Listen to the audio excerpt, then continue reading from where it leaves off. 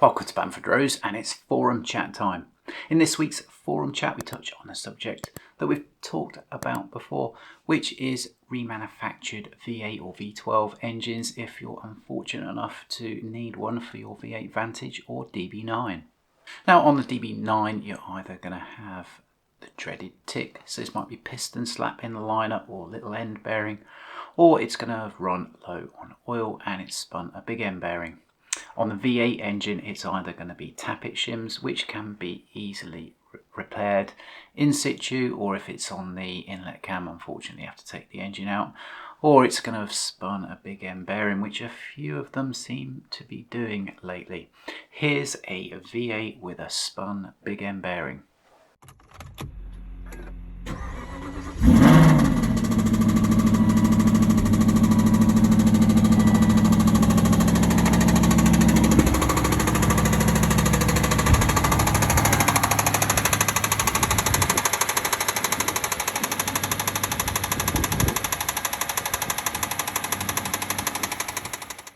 Now unfortunately, out of the factory, and this has been since about late 2019, there are no remanufactured engines. So problems like this were quite an easy fix back then, albeit expensive, but it was easy. You just ordered a new engine, the engine came, spent a few days to fit it, and the car is back on the road. Just the cost. Now there are no remanufactured engines available. Hopefully the factory will get its act into gear and start remanufacturing V12 and V8 engines, and then a lot of these cars that are off the road because they've got failed engines can be back on the road and back in the hands of owners enjoying the cars. If the block is too badly damaged to be reused, or maybe the piston has contacted valves and the cylinder head is damaged, then it's questionable whether the current engine can actually be rebuilt or not.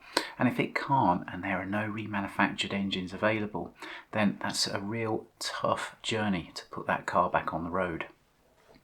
V8 remanufactured engines used to go for about 9.5 plus the VAT. They did go up to about 13.5 plus the VAT, and then they became unavailable. 13.5 plus the VAT. To take the engine out, put it back in again, a few consumables, it's probably going to be about 4 grand. So that's going to be about 17 grand plus the VAT, so it's going to be a shade over 20. That 4.7 that I showed having a big end rattle, it's 2010 car, it's got average miles, average condition, it's not the worst, it's not the best. The market value is going to be about £38,000 on that car. If it needs a £20,000 to £25,000 repair, that's a significant investment and consideration to make for repairing that car. Why this subject has made a forum chat this week is because I was forwarded this advert in the classifieds. It's a 4.7 engine. The figure is plus VAT, so it's there or thereabouts £10,000. For an engine you've got absolutely no clue whether it's going to be okay. It's being sold by a race team, as we can see in the description here. Apparently it was bought as a spare. But to buy that in the second-hand market, thinking that you were just going to spend your £10,000 and plonk it in your car, is a tad optimistic. You really need to go with a bore scope, turn the engine over, preferably take the sump off and have a look. They're probably not going to let you do that, to work out whether that engine is actually worth £10,000. It's a huge risk to buy it for that sum of money, thinking that that engine was going to go straight in the car and repair it. If you could see evidence of the engine running in a car prior to it being dismantled, then that gives the engine a lot more pedigree and obviously makes it worth a sum of money.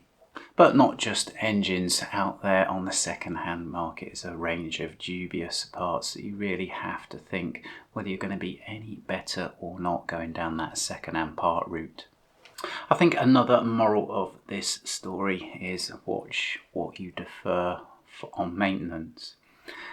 There's so often the onset of a tick, if it was a V12, the onset of tappet shim rattle, and the owner says, well, I'm not going to do too many miles this year, my usage is light, it's not going to worsen that state from what it is. If a lot of these problems were fixed as soon as they were detected and a preventative maintenance rebuild was conducted, then the cost to rebuild would probably be a lot less, and there wouldn't be this headache of trying to fix a car that is bordering on uneconomic to fix. Now, if the factory aren't selling remanufactured engines in the UK, it means that worldwide there aren't remanufactured engines available, and cars can't be failing their engines only in the UK. So it'd be really interesting to hear around the world what happens when an Aston has a little bit of engine trouble and it needs a rebuild, but there aren't any factory motors there. Obviously, this engine for sale at near enough 10 grand has got a value to it. Hopefully there are parts that are usable. If not, then it just needs a refresh and it can actually be used as a motor as it is. But I do think 10 odd grand for a motor that nobody knows the health of, it's not being advertised saying it was a known runner, it was bought as a spare, is a little bit of a too high a price to pay. And I do think people are cashing in on the unavailability of some of these parts, especially engines. Really that is about a 5 grand motor at best, but today's market conditions means the seller thinks that they can get 10 grand for it. Hope you like that forum chat, and we'll see you on next week's forum chat where we take another story off the internet.